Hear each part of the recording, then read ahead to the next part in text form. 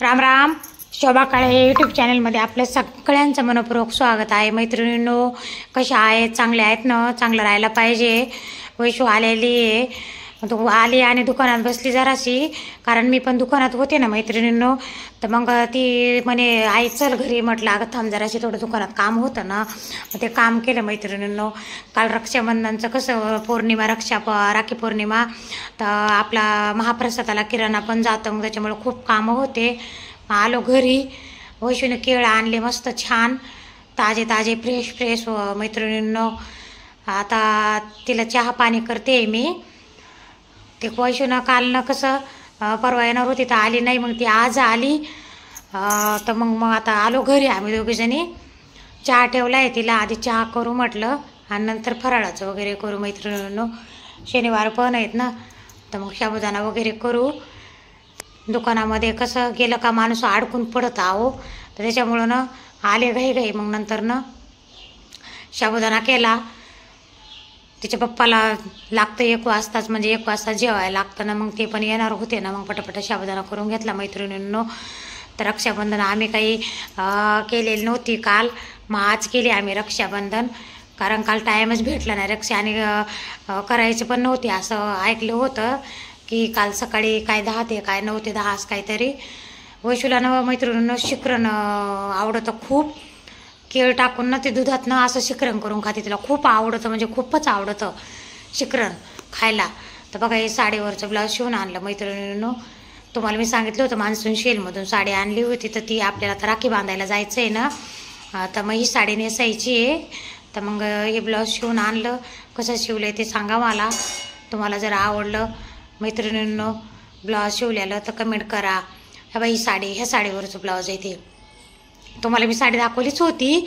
बाई मान्सून शेलमधून 330 रुपयाला आणलेली होती साडी. वैशूला एक आणली होती आणि मला एक आणली मैत्रिणींनो.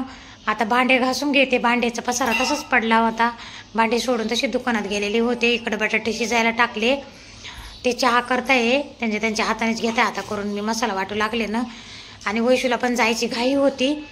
वैशूला जायचं आहे हॉटेलला, जेवायला जाणार आहेत त्या तिच्या नंदा वगैरे. त्यांचं ठरलं असेल अगोदरच जायचं होतं म्हणून, तर मग मला ती बोलली होती मला जायचे आहे. तर मग म्हटलं ठीक आहे, मग तिचा काही स्वयंपाक करायचा नाही, आमच्या तिघाचाच करून घेते स्वयंपाक. चालली आता ती.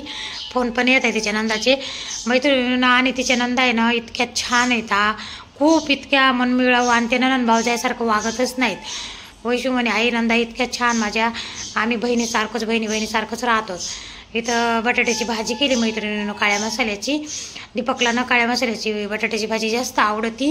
आता ही मला भाकर केली मी इकडं, कारण रात्री मी भाकरच खायला सुरुवात केली मैत्रिणीनं. हलकी राहती पचायला, मस्त छान.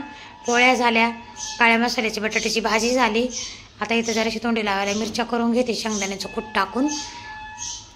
दुसरी भाजी करायची होती, पण मग आता शेंगदाण्याचं कूट टाकून मिरच्याच करून घेते मैत्रिणींनो. ते आपलं उपास सोडायचा स्वयंपाक होता, आणि महाप्रसाद पण राहतो मंदिरात, पण तिकडं काय आज जाणंच झालं नाही मैत्रिणींनो. आपल्या दुकानाच्या पाठीमागच आहे तुळजाभवानीचं मंदिर, तर तिथं जाते मी प्रत्येक पौर्णिमेला, पण काल काही जाणं नाही झालं. तर आज आपल्याला जायचं आहे राख्या बांधायला भावाच्या घरी. इथंच राहते जवळ, आपल्या घरापाशीच आहे त्यांचं घर पण मैत्रिणींनो. तर त्यांच्याकडे रात्री जायचं होतं, तर मग ते म्हणे उशीर झाला आहे आता, उद्या या म्हणे ना. ती भाऊजाई म्हणे उद्या या, वैशूची मम्मी. ते वैशूची मम्मीच म्हणत राहतात मला. तर मग आता चाललो आम्ही तिकडं, पण त्या नेमकं सकाळी निघून गेल्या. एक भाऊजाई काल गेली आणि एक भाऊजाई आज सकाळी गेली. तर मग त्या म्हणे उद्या या सकाळी. म्हटलं मग आता निघालो आपण सकाळी. त्यांना पण जावं लागतं, त्याचे पण धंदे मनुक्याचे वगैरे हे, तर धंद्यावरच जावं लागतं मैत्रीण त्यांना. तर त्यांनी फोन केला म्हणे या पटकन, आवरले आमचं. तर आपण चाललो आता. ते बिस्किट वगैरे आणले होते द्यायला त्यांना. इथे गजन भाऊ आहे मैत्रिणींना, त्यांनी बंगला बांधला आता. मागच्या वर्षी घरभरणी झाली, दिवाळीच्या अगोदरच त्यांनी घरभरणी करून घेतली होती मैत्रिणींनो. खूप मोठा बंगला बांधला आहे 3 मजली, आणि 3 भाऊ आहे ना, तर 3 भावाच्या सोयीने. हे 1 नंबर आहेत, ते मधले बसलेले एक नंबर, ते 2 नंबर, आणि ते तिकडचे बसलेले 3 नंबर आहे मैत्रिणींनो. ते गजन भाऊ आहे, इतके मिळून जुळून राहते, तर खूप छान, इकडची इकडं नाही मैत्रिणींनो. आणि एका जीवानं राहते तिघंजणं भाऊ. अजून त्यांचं बघा, आजच्या म्हणजे काळामध्ये असे कोणी राहू शकतं का, तरी ते राहतात एका जुटीनं. मग तिघंजणं भाऊ आणि त्या जावा पण तिघीजणी अशा बहिणीसारख्या राहतात मैत्रिणींनो. खूप छान. कधी असं त्यांचं म्हणजे असं कळत सुद्धा नाही की जावा आहे का बहिणी सख्या बहिणी असं त्यांचं पण आहे फॅमिली. अजून एकत्रच फॅमिली मैत्रिणींनो त्यांची. आजच्या काळामध्ये कोणी राहतं का एकत्र, सांगा बरं एवढं.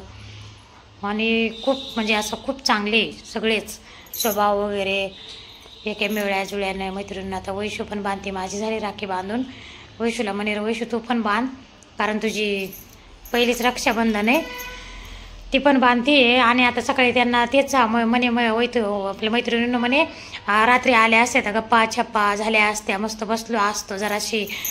तर म्हटलं हा ना, तर आता इथून पुढं म्हणे यायचं असेल ना तर रात्री येत जा, कारण माणूस बसतं जराशी निवांत शांत, इकडचं तिकडचं जराशी गप्पा छप्पा झालं का छान वाटतं. म्हटलं हो.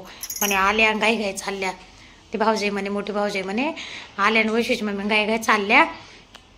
तर म्हटलं आता जाऊ द्या, ह्यांनाही घाई होती जायची, मलाही सकाळी सकाळी कामं राहते. तर आता वैशूनी पण बांधल्या राख्या तिघांना. ननू पण राहिला आहे, तो पण मला बी बांध गं वैशू. भावाचं पोरगं, मोठ्या भावाचं पोरगं आहे मैत्रिणीवर होते. आता हे दोघी जणी गेलेले आहे, एक जण आज सकाळी गेले आहे आणि एक जण कालच गेलेले आहे. आता हे एकट्याच आहे इथं. तर त्यांनाही पसारा पडलेला आवरायचं सावरायचं, त्यांचं खटल्याचं घर. तर मैत्रिणींनो त्यांच्या दोघांचं चाललं काहीतरी, बहीण भावाचं कुटू काहीतरी चालले, राख्या बांधायचं. तो म्हणतो राखी कशी आणली काय, असं चाललंय वाटतं दोघांचं. तर मैत्रिणींनो खूप छान असा आमचा रक्षाबंधनचा कार्यक्रम झाला. अजून दीपकला बांधायची राहिली, दीपकच्या पप्पाला बांधायची राहिली मैत्रिणींनो. तर तुमचा रक्षाबंधनचा कार्यक्रम कसा झाला? रक्षाबंधनचा कार्यक्रम जर आवडला तर सबस्क्राईब करा, लाईक करा, शेअर करा, कमेंट करा मैत्रिणींनो. असेच व्हिडिओ येतील माझे तुम्हाला नवीन चांगले टाकायचे प्रयत्न करील मैत्रिणींनो मी तुम्हाला व्हिडिओ.